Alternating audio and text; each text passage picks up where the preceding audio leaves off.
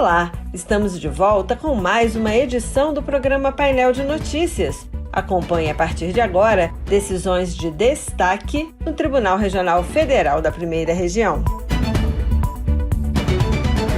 TRF da Primeira Região confirma a demissão de servidor da Universidade Federal do Pará acusado de assédio sexual.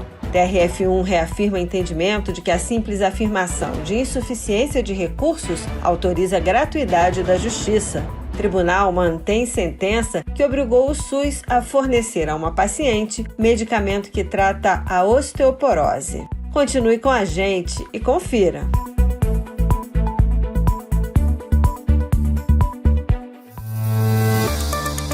Começamos o programa de hoje falando sobre a preocupação do Judiciário com as condutas abusivas que podem configurar assédio. O assunto é sério e pode chegar à Justiça Federal quando envolve gestores públicos. Saiba de um caso assim com Tainara Lima. A primeira turma do Tribunal Regional Federal da Primeira Região manteve a decisão da Justiça Federal no Pará, que confirmou o ato administrativo de demissão de um servidor da Universidade Federal do Pará, acusado do crime de assédio sexual. No recurso, o servidor pediu a suspensão da sentença porque ficará sem receber os salários, justificou que não houve ato de improbidade administrativa e alegou que não existe nada que comprove a denúncia de assédio sexual incluída no processo. Segundo ele, a partir de uma denúncia anônima, sem que fossem observados os princípios da ampla defesa e do contraditório. Mas o relator do caso, o desembargador federal Moraes da Rocha, entendeu que as alegações da defesa não merecem prosperar, até porque o parecer da Procuradoria Federal, que opinou pela penalidade máxima de demissão, foi apoiado em prova testemunhal e não em denúncia anônima. O magistrado explicou ainda que a anulação de um ato processual somente é declarada quando a defesa for efetivamente prejudicada, o que, segundo ele, não é o caso. Em relação à penalidade aplicada ao servidor, o relator afirmou que não cabe essa análise no âmbito de um mandado de segurança e, nesse contexto, o colegiado entendeu que cabe à autoridade competente julgar o recurso administrativo, não podendo o judiciário entrar no mérito da questão.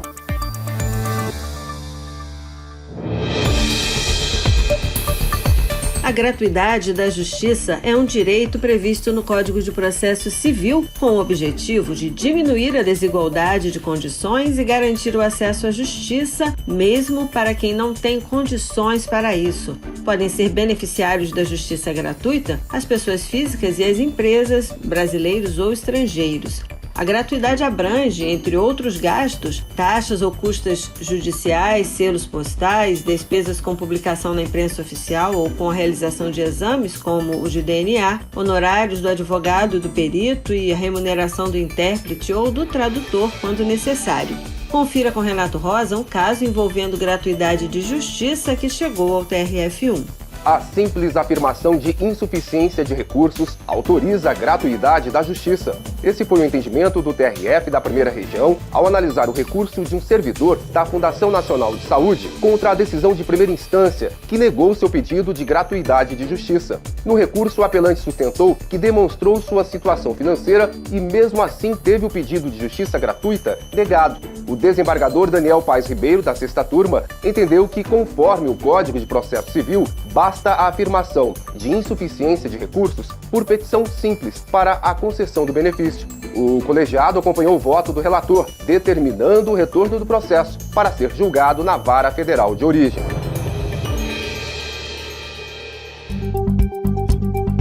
A quinta turma do TRF da Primeira Região manteve uma sentença que obrigou o Sistema Único de Saúde a fornecer a uma paciente um medicamento que trata a osteoporose. Mais detalhes desse caso com Ana Paula Souza.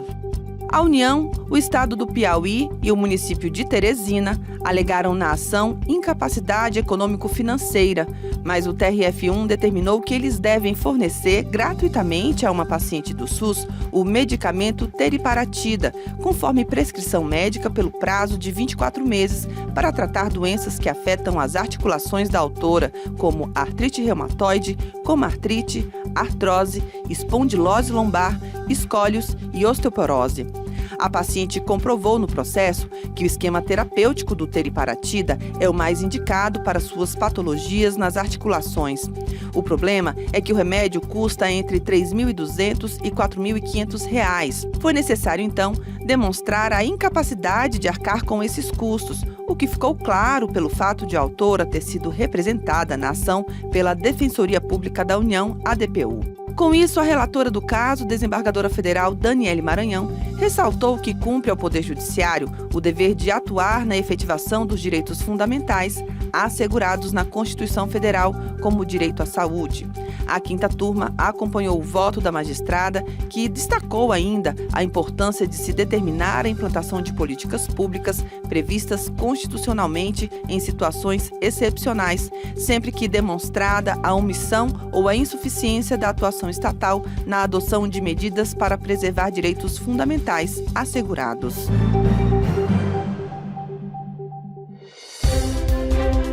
A remoção do servidor público, prevista no artigo 36 da Lei 8.112 de 1990, define remoção como o deslocamento do servidor público a pedido ou de ofício no âmbito do mesmo quadro, com ou sem mudança de sede. E é um tema que dá margem a diversas interpretações e discussão entre doutrinadores e membros do Poder Judiciário. E muitas pessoas ainda têm dúvidas sobre o assunto. Confira com Tainara Lima uma decisão que envolveu a questão. Uma policial militar do Maranhão ganhou na Justiça o direito de ser transferido do curso de odontologia no campus de São Luís para o curso de medicina no campus do município de Pinheiro, no interior do estado, ambos da Universidade Federal do Maranhão. A policial solicitou a transferência após ter sido removida por necessidade de serviço para a 2ª Companhia Independente da Polícia Militar, também situada em Pinheiro. Na sentença, o juiz considerou que a jurisprudência tem sido favorável a estender o benefício de transferência entre instituições de ensino superior semelhantes, previsto para servidores federais aos servidores da administração pública estadual, e determinou a transferência.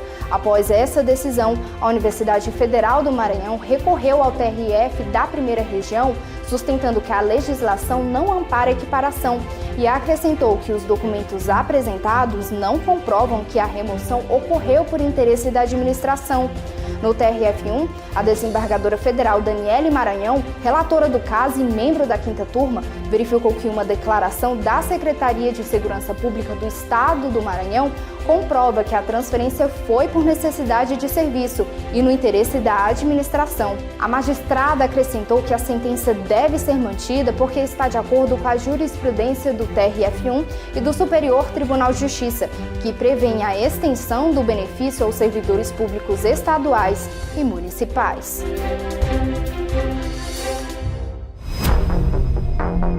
Quando se contrai uma dívida, temos que pagar. E muitas vezes, bens são penhorados pela justiça para garantir esse pagamento. Mas você sabia que alguns bens são protegidos da penhora? Detalhes com Renato Rosa. No Pará, um homem buscou a Justiça Federal para tentar recuperar bens que foram penhorados em razão de dívida junto ao Departamento Nacional de Produção Mineral. O órgão ajuizou execução fiscal, pedindo que bens fossem apreendidos para garantir o pagamento. Acontece que o arresto recaiu sobre um caminhão e uma caminhonete, que, segundo alegou o autor do recurso, eram utilizados para aluguel e geravam renda para o sustento da família. No entendimento da relatora, desembargadora Gilda Sigmaringa Seixas, para conseguir a não incidência do penhor, é necessário demonstrar que o bem tem utilidade profissional. E o homem apresentou o documento, comprovando que o caminhão era utilizado para aluguel. Já a caminhonete não tinha qualquer comprovação. Por isso, a 7ª turma, por unanimidade, manteve o penhor relativo à caminhonete e determinou a retirada do penhor apenas do caminhão.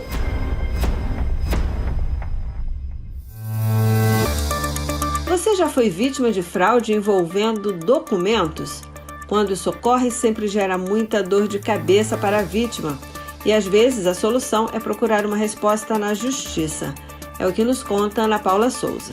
Uma cidadã que teve o seu CPF usado de forma indevida em atos fraudulentos, como contratação de empréstimos que resultaram na inscrição de seu nome em órgãos de proteção ao crédito, poderá receber uma nova numeração. A decisão também é da quinta turma do TRF1.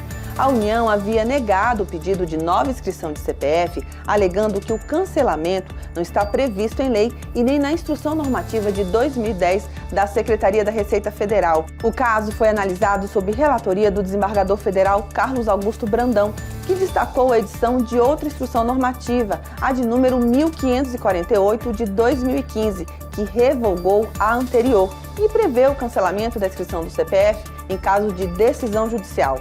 O magistrado enfatizou ainda que a autorização judicial para cancelamento do CPF é concedida em caráter excepcional e, em face das especificidades desse caso concreto, não contraria o interesse público ou compromete o controle a que se destina a manutenção do CPF.